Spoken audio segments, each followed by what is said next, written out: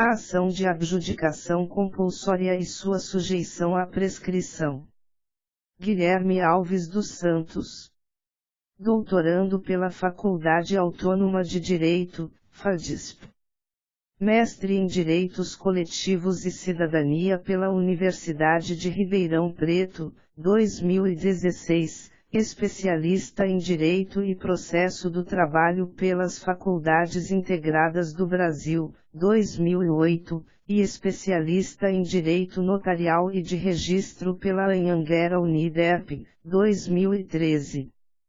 Graduado em Direito pelas Faculdades Integradas do Brasil, 2006. Oficial de Registro de Imóveis, Títulos e Documentos e Civil das Pessoas Jurídicas da Comarca de São Pedro SP. Resumo: a distinção entre prescrição e decadência foi um dos temas que gerou maior debate no âmbito do direito civil ao longo do século passado, mas pacificou-se doutrinariamente a partir do acolhimento da tese proposta por Agnello Amorim Filho. Isto não significa, contudo, que seja aplicada de forma adequada pela jurisprudência em todos os casos, o que gera insegurança, mesmo que não haja mais confusão entre prescrição e decadência do ponto de vista conceitual. O que se pretende no presente artigo é relembrar a doutrina de Agnello Amorim Filho e utilizá-la para revisitar o tema da prescrição da adjudicação compulsória, questão em que pensamos que a corrente atualmente prevalecente, no sentido de que estaria submetida a prazo decadencial, se afasta dos critérios científicos acolhidos pela lei e pela doutrina, haja vista obrigar o vendedor a cumprir a prestação a que se obrigou por contrato. Neste contexto, somente pode estar submetida a prazo de prescrição.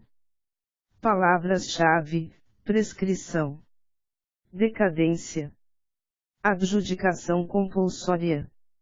Abstract: the distinction between prescription and decadence was one of the themes that generated the greatest debate under civil law during the last century, but which was doctrinally pacified from the deception of the thesis proposed by Agnello Amorim Filho.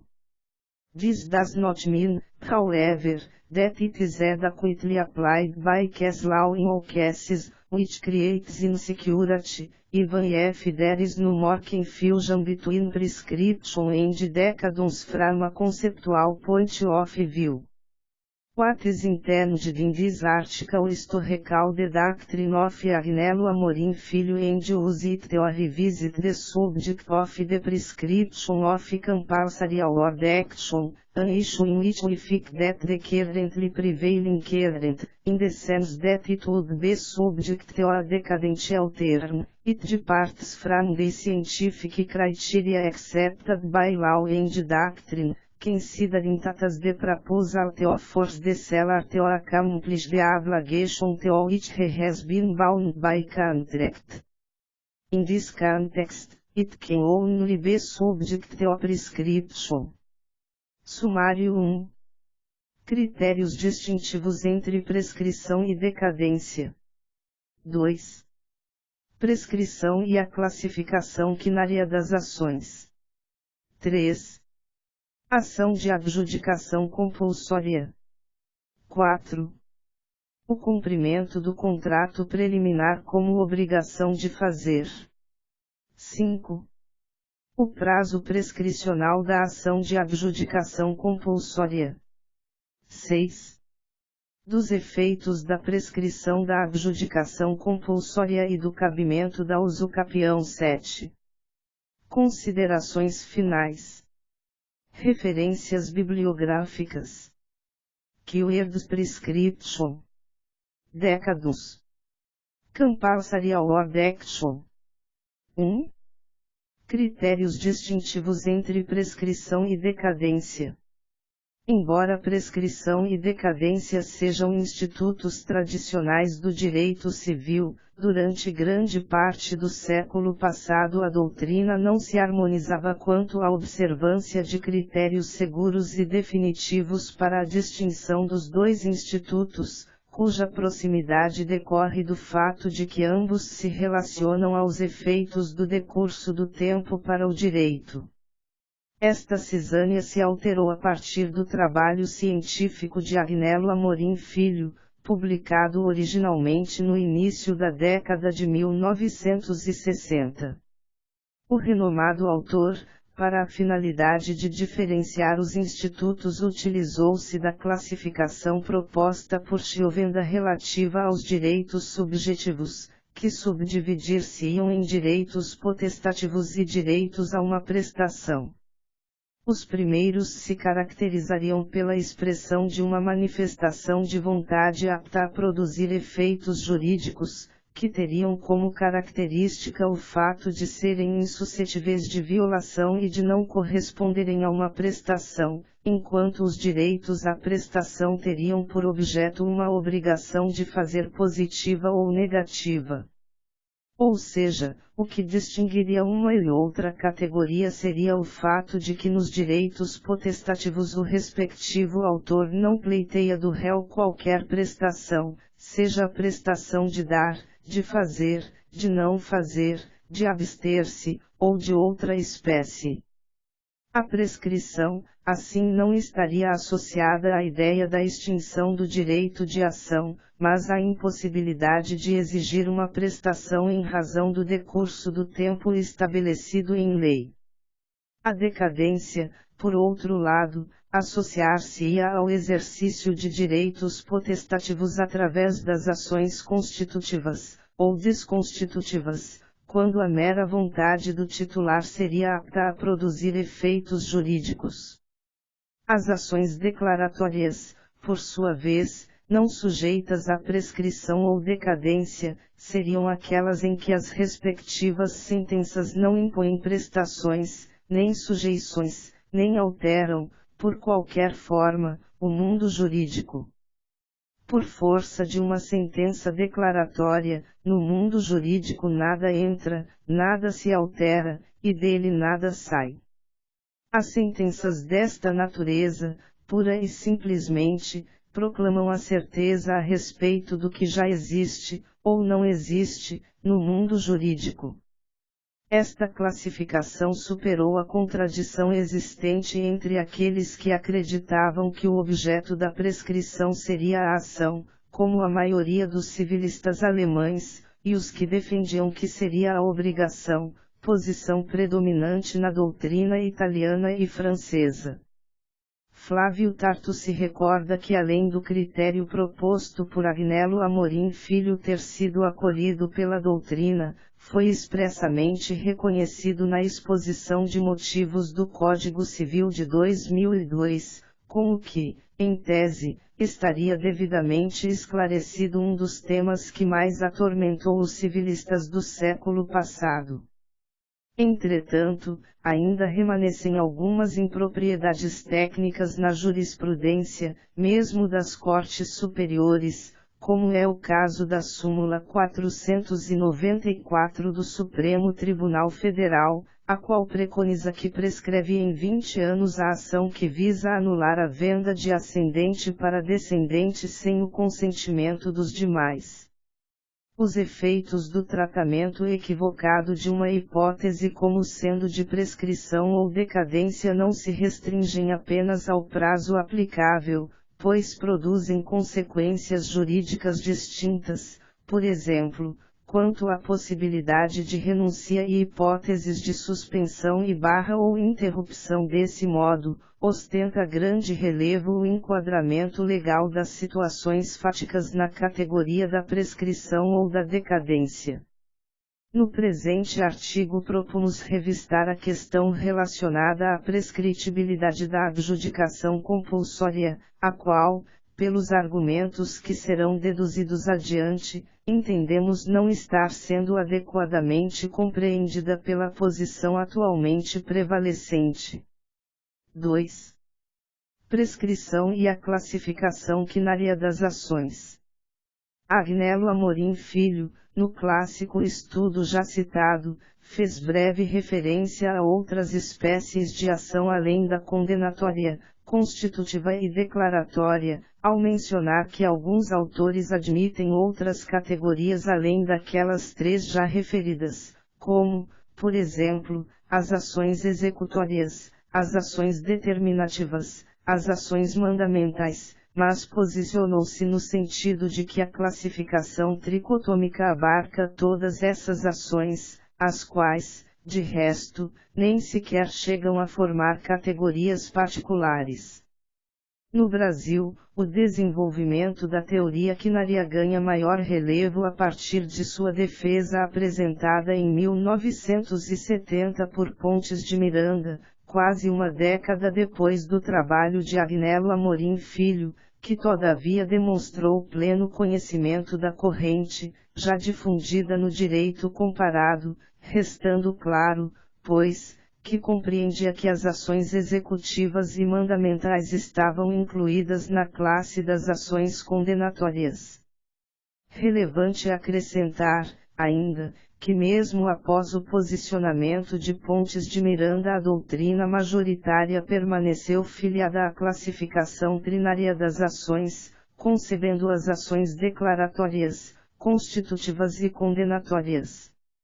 Segundo essa vertente, compartilhada, dentre outros por Marcos Vinícius Rios Gonçalves, a sentença mandamental e executiva lato sensu seriam subespécies da tutela condenatória e que se diferenciariam desta unicamente em razão do seu modo de cumprimento. Vale dizer, a sentença condenatória demandaria um processo autônomo de execução para ser efetivada, a sentença mandamental conteria uma ordem coercitiva para cumprimento da obrigação e a executiva asseguraria o resultado prático equivalente da obrigação mediante o emprego de meios executivos diretos implementados em favor do autor. Todas, portanto, teriam como pressuposto uma condenação a uma prestação, cuja satisfação se daria através de meios processuais distintos. Desse modo, pode-se afirmar que a proposição de Agnello Amorim Filho abrange as ações condenatórias e também para aqueles que ainda as admitem como espécies autônomas de ação as executivas lato sensu e as mandamentais. Compartilha de nosso entendimento Roberto Wagner Marchesi, se a prestação não foi espontaneamente cumprida, propiciando ao titular uma pretensão, somente em juízo poderá este satisfazer-se, compelindo o devedor a dar, fazer ou abster-se. Ora, isso só é possível nas ações de carga condenatória. Somente nestas e nas ações executivas lato e estrito sensu é que se compele o devedor ao cumprimento forçado da prestação que não realizou. Daí afirmar-se, com acerto, achar-se a prescrição relacionada às ações condenatórias e executivas. Tal a conclusão a que chegou Amorim Filho, 1960, p. 35, embora tenha se referido somente às ações condenatórias. Em síntese, portanto, a sentença executiva lato sensu seria uma sentença condenatória que se diferenciaria quanto ao modo de cumprimento em relação à condenatória típica pelo fato de que ensejava cumprimento a partir de ordem judicial emanada na própria sentença, sem necessitar de um processo de execução para efetivar a tutela jurisdicional. De todo modo, comungamos do entendimento de Frege Didier, para quem esse dissenso perdeu sentido com a edição da Lei 1123222005, que extinguiu o processo de execução de título judicial decorrente de sentença judicial condenatória para instituir a fase de cumprimento de sentença com a edição da Lei nº 1123222005, essa discussão perdeu um pouco a sua razão de ser. Perdeu o sentido, pois, distinguir as sentenças condenatórias das mandamentais e das executivas. O critério distintivo era exatamente a necessidade ou não de um novo processo para a efetivação da decisão judicial. A sentença condenatória deveria ser executada ex intervalo. Em outro processo, a sentença mandamental/executiva poderia ser executada sine intervalo, ou seja, no mesmo processo em que foi proferida.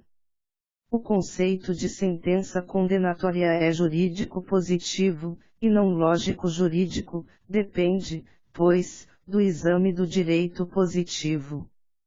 Se antes a execução ex intervalo era a regra, agora a regra é a execução sine intervalo. Muda-se a técnica de execução, mas permanece sempre a mesma realidade. Somente sentenças de prestação dão ensejo à atividade executiva. Como não há mais distinção da técnica executiva, todas podem, sem problema, ser chamadas de condenatórias. Ainda, assim, para o estudo da natureza da ação de adjudicação compulsória e do cumprimento das obrigações de fazer que impliquem em subrogação da vontade do devedor é importante revisitar autores que se filiavam à classificação quinaria, pois mais se aprofundaram no estudo das sentenças que teriam esta natureza, na medida em que tomavam este caso como um típico exemplo de ação executiva lato sensu. Por esta razão, são oportunas as lições de Ada Pellegrini Nover acerca do teor do então vigente artigo 461, do CPC de 1973, a sentença do art. 461, quando aplicadas as medidas subrogatórias previstas em seu quinto, é de natureza condenatória, mas atípica, pois os atos executórios são praticados no próprio processo de conhecimento. O que nada mais é do que reconhecer a existência de sentenças condenatórias imediatamente executivas, ou em outras palavras, de sentenças executivas lato sensu. O raciocínio, que nos parece tecnicamente escorreito, amolda-se perfeitamente à adjudicação compulsória, que nada mais é do que uma espécie de ação que tem por objetivo o cumprimento da obrigação de emitir uma declaração de vontade, como traremos a seguir. 3. Ação de adjudicação compulsória. Como se recorda, a ação de adjudicação compulsória visa a compelir o promitente vendedor perante o promitente comprador ou seu cessionário a transmitir o domínio do imóvel em razão do pagamento do preço. Tem origem, portanto, em um contrato de compromisso de compra e venda de imóvel, que se caracteriza como o contrato pelo qual o compromitente vendedor obriga-se a vender ao compromissário comprador determinado imóvel, pelo preço, condições e modos avançados, outorgando-lhe a escritura definitiva assim que ocorrer o adimplemento da obrigação. Desse modo, tem-se que o objeto principal de todo contrato de compromisso de compra e venda é uma obrigação de fazer, concernente à celebração do negócio principal, mediante escritura pública, como recorda Francisco Loureiro. Sem dúvida a obrigação principal do promitente vendedor consistirá em consentir no contrato definitivo. Essa obrigação de manifestar vontade consiste num facere, juridicamente fungível, porque pode ser suprida por decisão judicial. Cuida-se, portanto, de uma modalidade específica de contrato preliminar, na medida em que envolve um imóvel e, uma vez registrado, gera direito real ao promitente comprador, revestido do atributo da sequela. O que diferencia a adjudicação compulsória das execuções de obrigações de fazer que consistem numa declaração de vontade é o fato de que aquela possui regulação e denominação próprias, embora se trate, como bem observa Araquém de Assis, da mesma ação. É imperioso distinguir, no campo da execução das obrigações de declarar vontade, a adjudicação compulsória, fórmula é nomen iuris da ação que toca ao compromissário no contrato preliminar de compra e venda, compromisso, quiçá utilizada como exemplo paradigmático da sua classe, e a execução específica dos demais pré-contratos. Tal distinção se reforça pela afirmativa de que a ação do art. 501 do NCPC e a adjudicatória constituem, no caso do compromisso, uma única e idêntica pretensão. O que se entende, de início, é tratar-se da mesma ação, mas é bem verdade que genericamente os contratos preliminares recebem a tutela do art. 501 do NCPC e, mais especificamente, os pré-contratos que tenham por objetivo imóvel, loteado ou não, inclusive as promessas de cessão, têm requisitos especiais contemplados na lei material, de modo que ao compromissário não tocam duas ações, e sim apenas a adjudicação compulsória. Os requisitos específicos referidos por Araquém de Assis nada mais são do que regras específicas para a constituição da mora, que em nada afetam a natureza jurídica da demanda, apenas impõem determinados pressupostos especiais a serem observados. O entendimento prevalecente, construído ainda sob a perspectiva do Código Civil de 1916, orienta-se no sentido de que a ação de adjudicação compulsória tem natureza constitutiva, na medida em que a sentença equivale ao próprio contrato que era a prestação ajustada no preliminar. Vale dizer, a sentença constituiria o contrato de compra e venda. Neste sentido aprofunda-se Alexandre Freitas Câmara. Ora, é exatamente isto o que se vê aqui, na sentença substitutiva de declaração de vontade.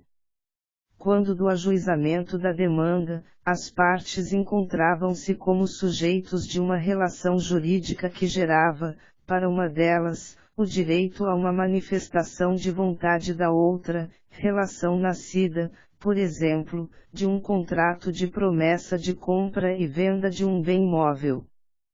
Proferida a sentença, nasce uma nova relação jurídica entre elas, e que é a mesma relação que teria se originado da declaração de vontade que deveria ter sido emitida, mas não foi.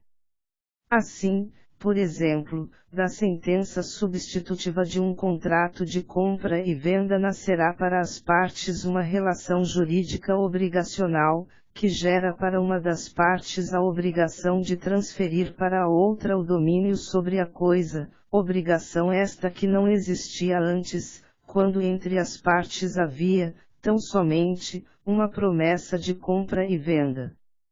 Esse entendimento, prevalecente também na jurisprudência, foi recentemente reafirmado pelo Superior Tribunal de Justiça. Agravo interno no agravo em recurso especial. Promessa de compra e venda. 1. Prescrição afastada. Adjudicação de imóvel. Súmula 83/STJ. Precedentes. 2. Restituição dos valores pagos. Revisão das cláusulas contratuais e do conjunto fático probatório. Súmulas 5 e 7 desta Corte. 3. Agravo interno improvido. 1. O Tribunal de Origem concluiu que não está sujeita à prescrição ou decadência a ação que busca o cumprimento de obrigação de fazer juridicamente infungível mediante a outorga de escritura ou a desubicação de imóvel, nos termos da jurisprudência desta Corte. Incide, a espécie, a súmula N83/STJ. 2. A determinação de ressarcimento dos pagamentos junto ao fisco municipal pelas instâncias ordinárias encontra respaldo no conjunto fático probatório e nas cláusulas contratuais. Rever tal conclusão esbarra nos óbices das súmulas N5 e 7 desta Corte. 3. Agravo interno a que se nega provimento, RESP 1.216.568 MG, Relmin Luiz Felipe Salomão, julgado em 3 de setembro de 2015, desde 29 de setembro de 2015. Há ainda outra corrente que defende a imprescritibilidade da adjudicação compulsória, liderada por Flávio Tartucci e José Fernando Simão, mas por considerá-la de natureza declaratória. Data vênia, ousamos discordar da tese da imprescritibilidade. 4. Cumprimento do contrato preliminar como obrigação de fazer. Recorde-se, por princípio, que a distinção entre prescrição e decadência não é algo que interessa unicamente à academia, mas a soluções de casos concretos pela distinção de efeitos que decorrem dos institutos, como já referido anteriormente. A relativa pacificação que se obteve na identificação da prescrição e decadência a partir dos critérios distintivos propostos por Agnello Amorim Filho é fundamental para o direito. Afastar-se destes é um risco que somente traz incerteza e insegurança. Mais do que isso, como referimos anteriormente, esta diretriz foi expressamente mencionada na exposição de motivos do Código, de modo que contrariá-la significa violar o espírito da lei. Daí porque a necessidade de se apresentar uma perspectiva crítica ao entendimento atualmente prevalecente em relação ao tema ora em estudo.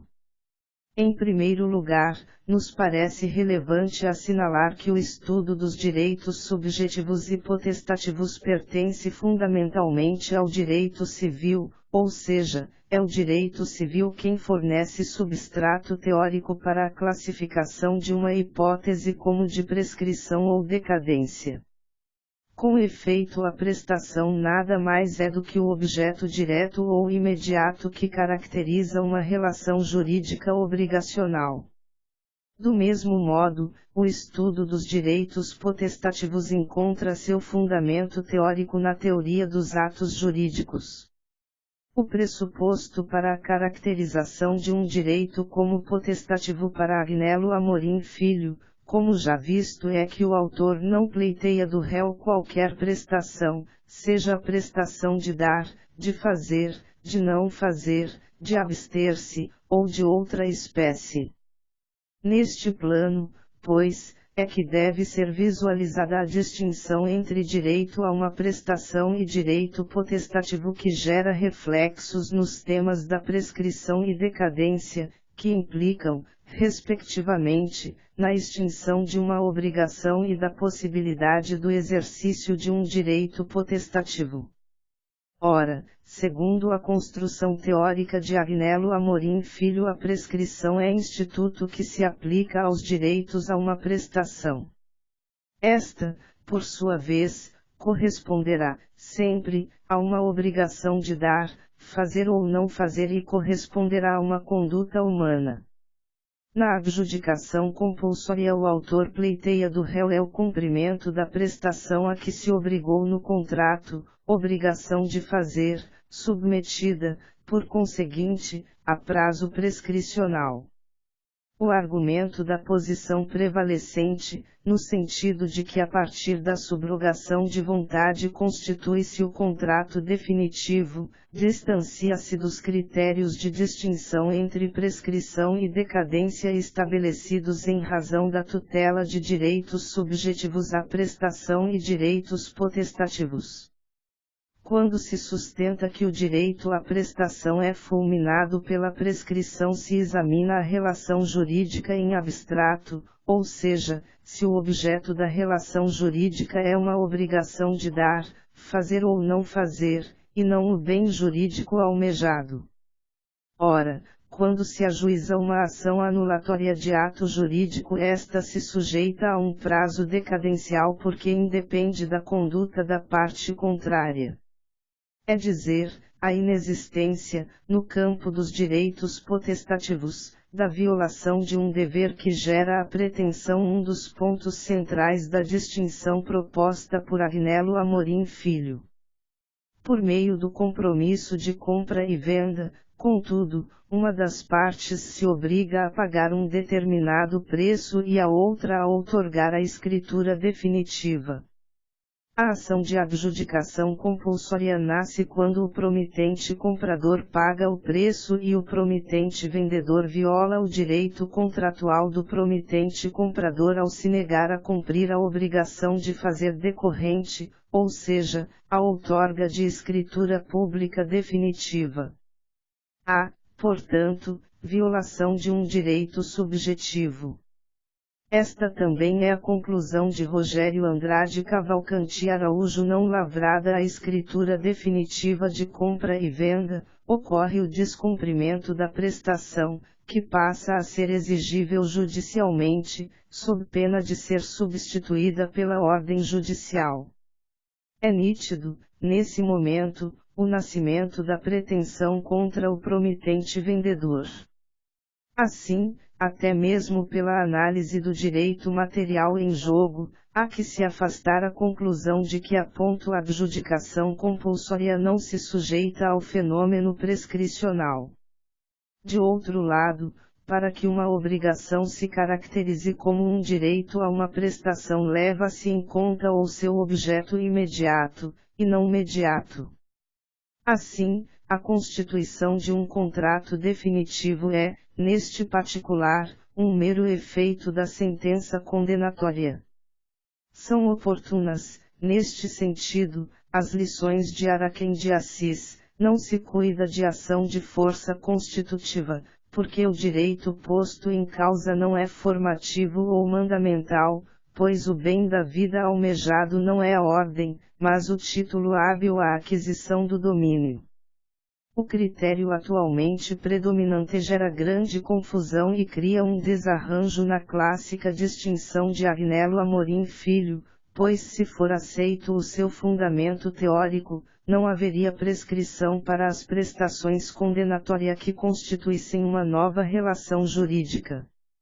Assim, uma hipótese seria de prescrição ou decadência não em razão da natureza da relação jurídica subjacente, mas conforme o bem jurídico tutelado. A fragilidade desta corrente é manifesta, na medida em que altera a natureza jurídica dos institutos em razão das nuances do caso concreto, enquanto qualquer teoria jurídica deve orientar-se pelo contrário, ou seja, estabelecer critérios técnico-jurídicos a partir dos quais os casos práticos são enquadrados em uma ou outra categoria. Discordamos igualmente da corrente defendida por Flávio Tartucci, no sentido de que a ação é declaratória por envolver a tutela o direito constitucional à moradia e que encontraria suporte, também, no teor do enunciado 87 da Jornada de Direito Civil, que preconiza que considera-se também título translativo, para fins do art. 1245 do novo Código Civil, a promessa de compra e venda devidamente quitada, arts. 1417 e 1418 do Código Civil e 6º do art. 26 da Lei N. 6.766/79. Com efeito, no direito brasileiro, como regra, a propriedade decorrente do contrato de compra e venda somente se transmite com o registro do título, art. 108c/C 1245, ambos do Código Civil. As exceções a esta diretriz devem ser tratadas restritivamente, Lei 13.465/2007 e 6º do art. 26 da Lei 6.766/1979. como o que se busca na adjudicação compulsória é justamente a formação deste título aquisitivo, equivalente à escritura pública, não nos parece correto afirmar que teria por objeto declarar o domínio ou a certeza sobre algo que já existe. Ao contrário, a ação de adjudicação compulsória tem a finalidade de, condenando o réu a cumprir a prestação a que se obrigou, formar o título aquisitivo de propriedade. Ela altera, assim, a realidade fática preexistente.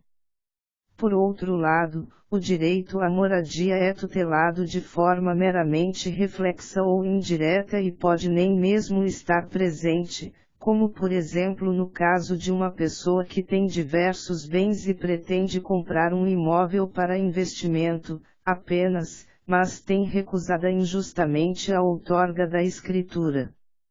Aliás, como trataremos adiante, a defesa da qualidade da posse deve ser, quando for o caso, manifestada na ação de usucapião. Logo, porque a disputa pelo direito à moradia não caracteriza o instituto, podendo ou não estar presente, pensamos que não é adequada a invocação do fundamento constitucional para sua definição. Ante o exposto, pode-se concluir que a ação que visa o cumprimento da obrigação de contratar é uma ação condenatória porque nasce com a violação do direito, na medida em que tem como causa de pedir o inadimplemento contratual, isto é, a recusa injustificada em cumprir a prestação principal do contrato, firmar o contrato principal. O pedido corresponde à tutela de uma prestação de fazer. O fato desta prestação ser apta ou não a constituir uma relação jurídica é questão estranha à verificação da ocorrência de prescrição. 5. O prazo prescricional da ação de adjudicação compulsória. Como visto, entendemos que o ajuizamento da ação de adjudicação compulsória se submete a um prazo prescricional, e não decadencial. Resta averiguar, assim, qual seria o prazo aplicável à espécie. De plano, observar-se que a obrigação de celebrar o contrato definitivo de compra e venda do imóvel tem origem em um contrato preliminar. Cuida-se, pois, de relação contratual, o fato do contrato não ter sido concluído não desnatura a natureza contratual da relação estabelecida.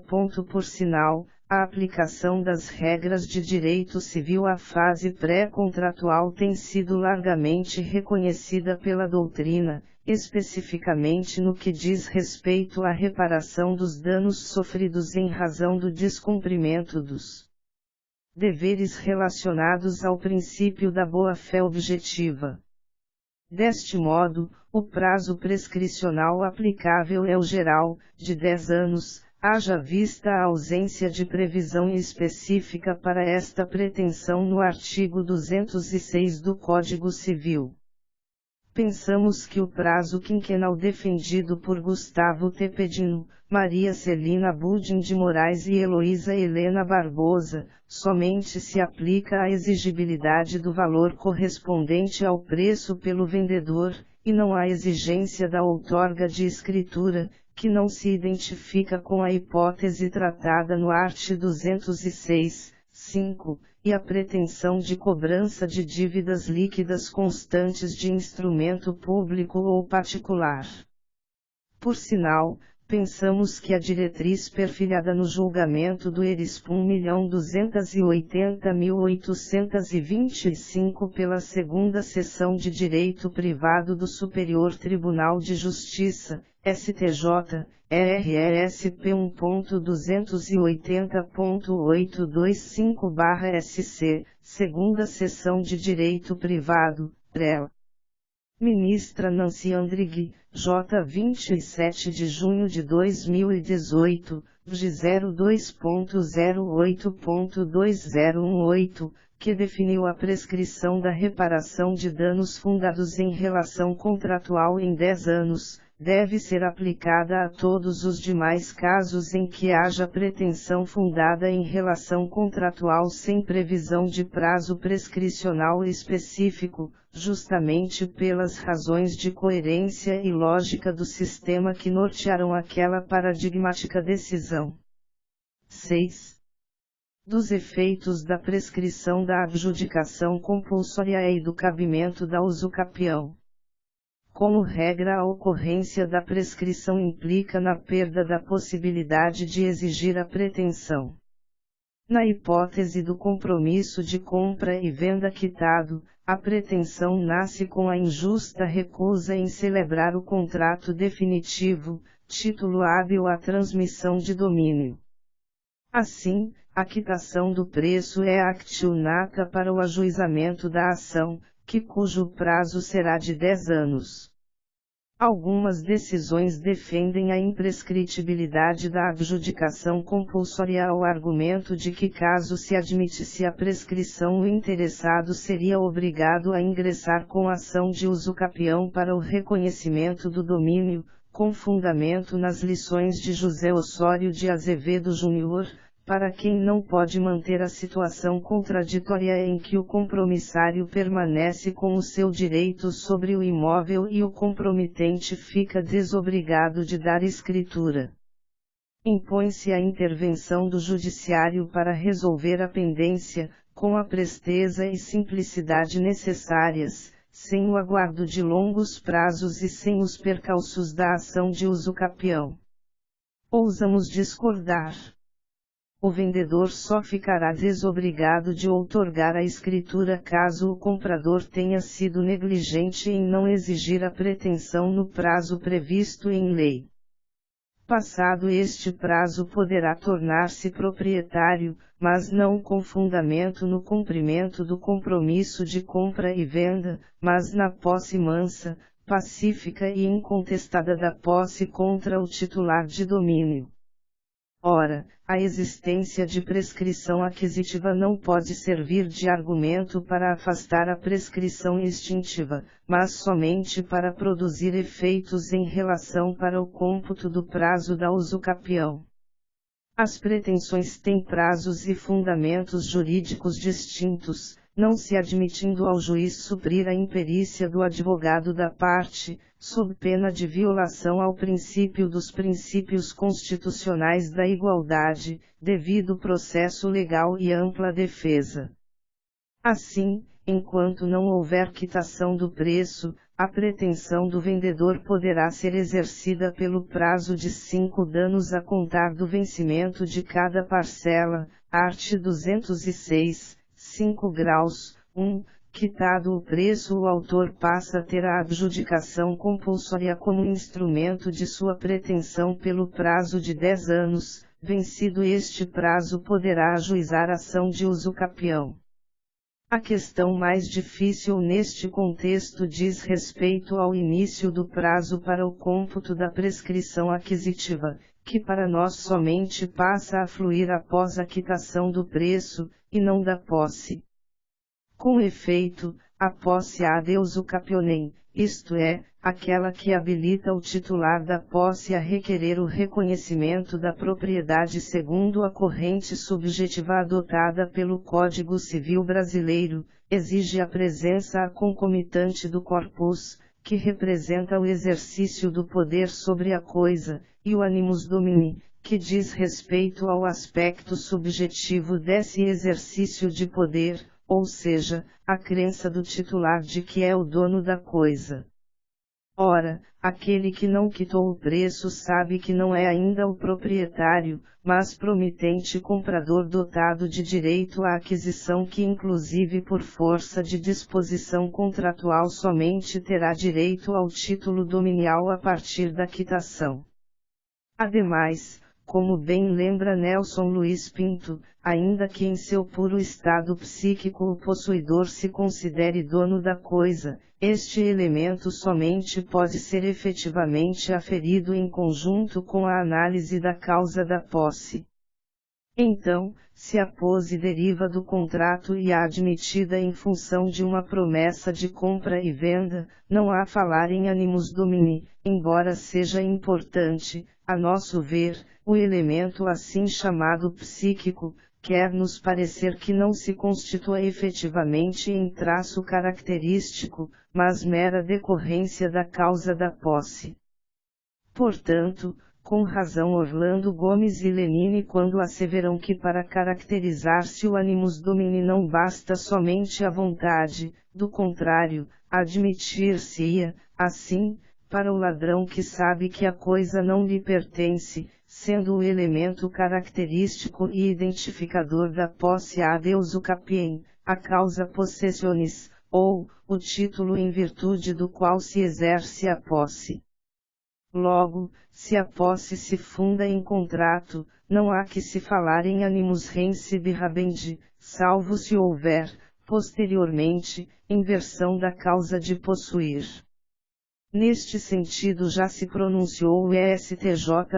A posse decorrente de contrato de promessa de compra e venda de imóvel por ser incompatível com o animus domini, em regra, não ampara a pretensão à aquisição por usucapião, STJ, RESP 1.501.272/SC, Terceira Turma Rel Ministro Ricardo Vilas Boas Cueva, J. 12 de maio de 2015, de 15 de maio de 2015.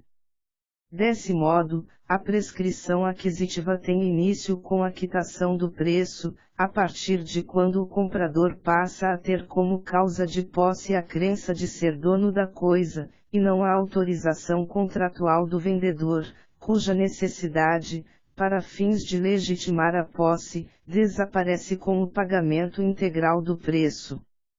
7. Considerações finais.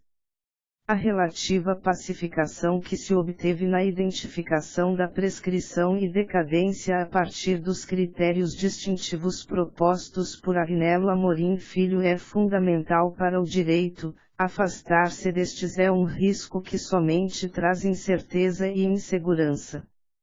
Neste cenário, nada obstante o atualmente prevalecente na doutrina e na jurisprudência, a exigibilidade das obrigações de fazer estará sempre sujeita a um prazo prescricional, independentemente de implicar na constituição de um contrato definitivo, pois esta questão se relaciona aos efeitos jurídicos do cumprimento desta obrigação e não à sua natureza, critério científico para a identificação da prescrição e da decadência. Assim, a adjudicação compulsória, como ação específica para a tutela do cumprimento de uma obrigação de fazer oriunda de um compromisso de compra e venda de imóvel, submete-se a prazo de prescrição. Enquanto não houver quitação do preço, a pretensão do vendedor poderá ser exercida pelo prazo de 5 anos a contar do vencimento de cada parcela. Quitado o preço, o autor passa a ter a adjudicação compulsória como instrumento de sua pretensão pelo prazo de 10 anos. Vencido este prazo, poderá o adquirente ajuizar usucapião, se estiverem presentes os requisitos legais, computando-se a prescrição aquisitiva a partir da quitação, e não da posse.